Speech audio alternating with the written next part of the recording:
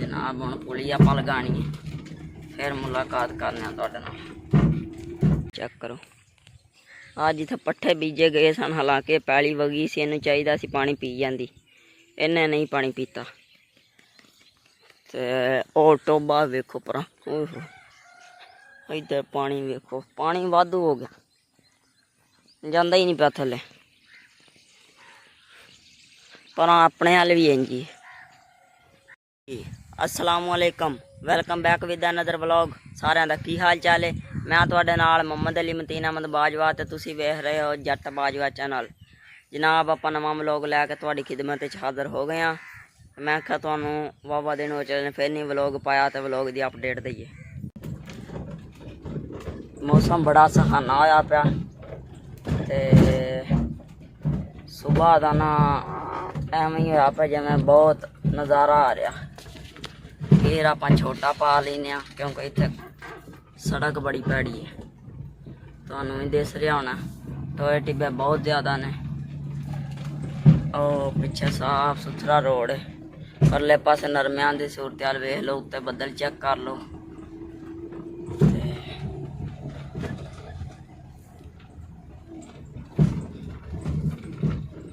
मैं जनाब हम पुली आप लगानी है, फिर मुलाकात करने खलाती इत्थे, क्योंकि नहर का हालात बहुत पैड़े ने, इस वास्ते खड़ी रह गई इत्थे। ते नहर गई है सुक, इधर तुसी वेख लो। हुण 1.5 किला दूर है पर अपनी पैली उत्थे आपां चलने।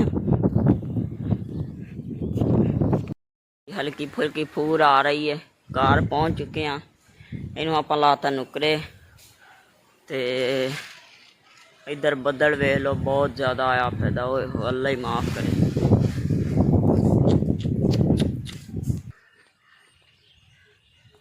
नरमा जड़ा खिड़िया सी फिर उंजदा हो गया मरूंडा जा। वेखो ये साफ सुथरा खिड़िया सी, ये फिर उवें दा डोडियां कट्ठियां जियां हो गई। जनाब बारिश के विच मौलवी साहब पानी पिया रहे ने ते पींदे डंगर है को नहीं गए।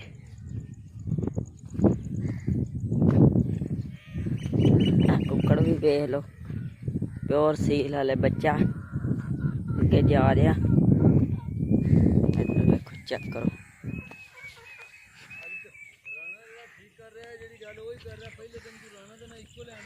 आ रूटर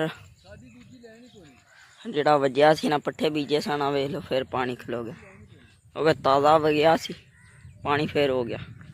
देखो मलबे की सूरत आ।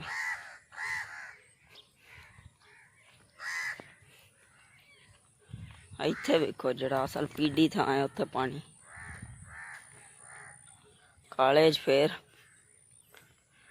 इत्थे भी खलो गया, और अपने पट्ठियां भी खलो गया होना। चलो बूहा खोलने, वेली की सूरत हाल वेने। लो जी इधर इन्हों के थले हुण चिक्कड़ हो गया, तो इन्हों नाल मेरा पुराना वैर है। इन्हों मैं बाहर जाने की बजाय इत्थे डकता कि इत्थे बैठिया रवो। तो सवेर वाले आप हुण पट्ठे कुतर जाने ने, क्योंकि गिला थां हो गया। हुण वाले नबेड़ के हुण पहलों चल के पानी वहाना, तो दुध चो के फिर आप इन्हों देना कुतर। मोटरसाइकिल आप खिलार गए सी इत्थे, क्योंकि बारिश शुरू हो गई सी दोबारा फिर होली तो बाद। ते पिछले जानवर उत जाके नुकरे ला के खड़े न, क्योंकि उरियों थां हो गया बहुत गिला। अगे मसा मसा सुक्या सी, फिर चिक्कड़ हो गया। टैंकी अपनी भरन वाली है, वेखो पानी खड़ा। इन्हों हुण पानी पियाने। फरके फरके नाल हो रही है, करी 4 बजे, फिर सवेरे 12 बजे, फिर विच करी हो गई सी, हुण फिर शुरू हो गई। इधर शायद तो नज़र आ रही हो, आ वेखो आ रही। स्पीड चेक करो, उत्थे वेखो, ध्यान मारो पानी च।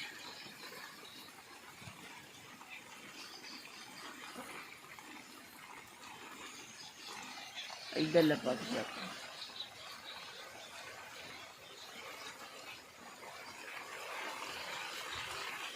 ਨਾਲ ਹਵਾ ਵੀ ਗਿੜ ਰਹੀ।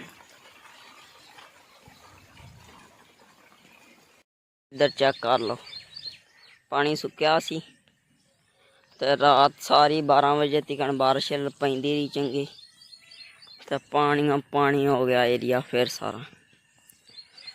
ਉੱਤੇ ਦੀ ਸੂਰਤ ਹਾਲ ਵੇਖ ਲਓ, ਤੇ ਬਹੁਤ ਬਾਰਿਸ਼ ਪਈ। ਨਰਮੇ ਤੇ ਨਾ ਇੱਕ ਵਾਰੀ ਫਲ ਚੁੱਕਣ ਲੱਗੇ ਸਨ। ਇੱਧਰ ਵੇਖੋ ਨਾ ਇੰਝ ਜਿਵੇਂ ਦਰਿਆ ਲੱਗਾ ਪਿਆ।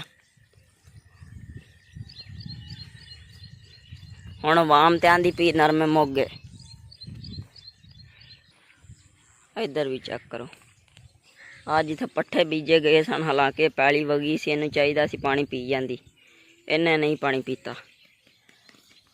ਤੇ ਉਹ ਟੋਬਾ ਵੇਖੋ ਪਰਾਂ, ਇੱਧਰ ਪਾਣੀ ਵੇਖੋ, ਪਾਣੀ ਵਾਧੂ ਹੋ ਗਿਆ, ਜਾਂਦਾ ਹੀ ਨਹੀਂ ਪਿਆ ਥੱਲੇ।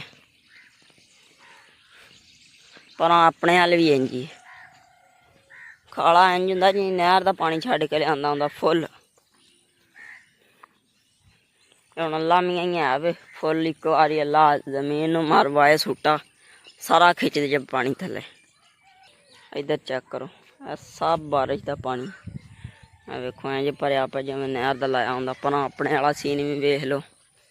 ਇੱਧਰ ਡੰਗਰਾਂ ਨੂੰ ਸੁੱਕੇ ਤੇ ਕੀਤਾ ਸੀ, ਹੁਣ ਦੁਬਾਰਾ ਫਿਰ ਵੇਖਦੇ ਹਾਂ। ਇੱਧਰ ਵੇਖੋ ਐਵੇਂ ਹੁੰਦਾ ਜਿਵੇਂ ਨਹਿਰ ਟੁੱਟੀ ਜਾਂਦੀ। ਓਏ ਹੋ ਵਾਧੂ ਹੋਇਆ ਪਿਆ ਕੰਮ ਹੀ ਸਾਰਾ ਪਾਣੀ।